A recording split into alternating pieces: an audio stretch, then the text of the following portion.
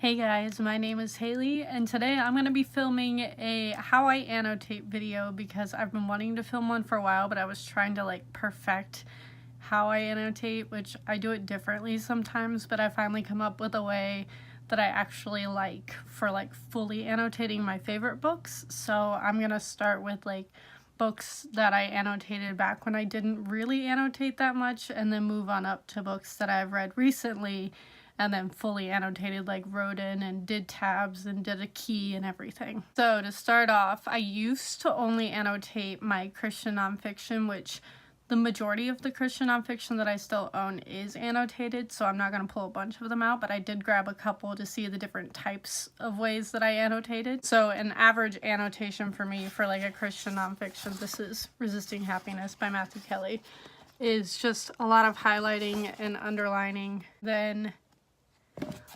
writing if I have comments that I want to remember if I ever reread it, or I'll be a little bit crazy and write around the page, which is always fun. Basically, I write wherever I can in the margins and such.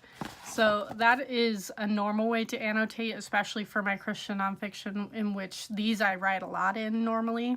And then I started doing, which I've only done this with I think 2 of my Christian nonfictions so far. This is Forgotten God by Francis Chan, which is a very good book, by the way. Would definitely recommend. This one I was in a super annotating mood and went all out with paper clips and note cards and writing on note cards. So some of them will be quotes, some of them will be my own comments, honestly, about whatever I was reading. Or something that didn't fit on the page and I didn't want to cover up the words, so I folded it over to the back page. Or I have a lot of comments. This is usually either a comment of my own or a quote from the book that I thought was really powerful and I really wanted to remember so that it would stick out whenever I reread it. Or in these I would also write in the margins sometimes too. But yeah, this is one that I super annotated, and I did this with one other Christian nonfiction, which I'll grab, and that is The Irresistible Revolution. This was actually the first one of these that I did like that, and as you can see, it's just stuffed full and kind of destroyed. I read this twice in a row last year, and it was in my favorite Christian books of last year as well. As you can see, there's just a ton in here. I don't know if I would do this much to any of my fiction books because, quite frankly, I don't know if I have that many comments. And you'll see later that I did start doing something somewhat similar to this, but not as in pasting or gluing or clipping stuff in like I do with these ones. So that's one way of annotating. So as for fiction books, I think one of the first ones I started annotating was the Ember and the Ashes series. And this, there was no rhyme or reason. The colors don't mean anything. I tabbed with whatever color was available if there was something interesting, and quite frankly, I don't know what half these tabs mean because I didn't have a key. So that's how we started annotating, and I think that's how a lot of people start annotating, which I will still occasionally do, but yeah, this is not my favorite of my annotations.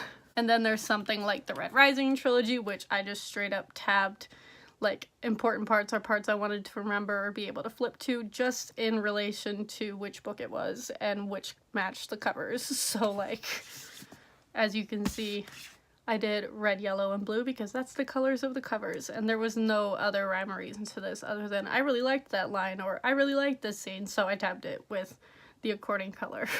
Next up was a different type of annotating in which it was something I really wanted to remember, and I had a key in my head, but I don't think I actually made a key and put it in the book like I do now. And that is with Cursed Child and Fantastic Beasts screenplay. All of these colors mean something different. I don't even know if I put in here what they meant. With Fantastic Beasts, I'm pretty sure green was plot and then pink was characters, and that was the only colors I did in there. And I ran out of a certain color or type of green tab and switched to a different one. So I did do that with this. I will probably do something similar with the Crimes of Grindelwald screenplay because I just like having these for not having Harry Potter books and needing to know what's going on in the Wizarding World. I like doing this to these screenplays. And then Cursed Child has a ton of them. And again, I think a different color, each color was something different. So yellow would have been characters, blue, plot, Some of them were probably like past, as in there's a time travel aspect to this. One of the colors was probably a line that I found funny or interesting, that type of thing. But this was one of the first ones that I like actually tried to do different colors meaning different things. So that's what that one looks like. And then getting into the more recent ones, we have The Queen of the Tearling. I just reread this, I want to say 2 months ago or so. And this one I did have a key for, but I didn't full on like annotate as in writing in it. So like I had a key and each color meant a different character. I had the tabs that have the little pointy thing, so I would point it at a specific line. And this one was specifically for like aesthetic reasons. Like I didn't want to ruin this beautiful book by writing in it. I'm not even gonna lie to you. That is not normally something I do with my books that I annotate, but this one I was like, this is so pretty. I'm gonna be careful with these copies of Queen of the Tearling because they're beautiful and I don't want to have like tabs sticking out of the sides or anything like that. So I did that with this one. And then lastly, we have Twilight and Strange the Dreamer, which I have read recently, and I think I had like reading vlogs. I know I did for Twilight. I don't remember if I did for Strange the Dreamer. But as you can see, these ones are absolutely destroyed annotated. So with Strange the Dreamer, we had a key as well. We had highlighting, we had underlining, we had tabs, we had writing in it. And if you can't tell, this is one of my favorite books.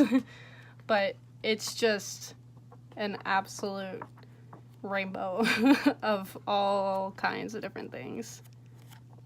So this is my favorite way to annotate, but it also takes a really long time. Like I could have reread this pretty fast.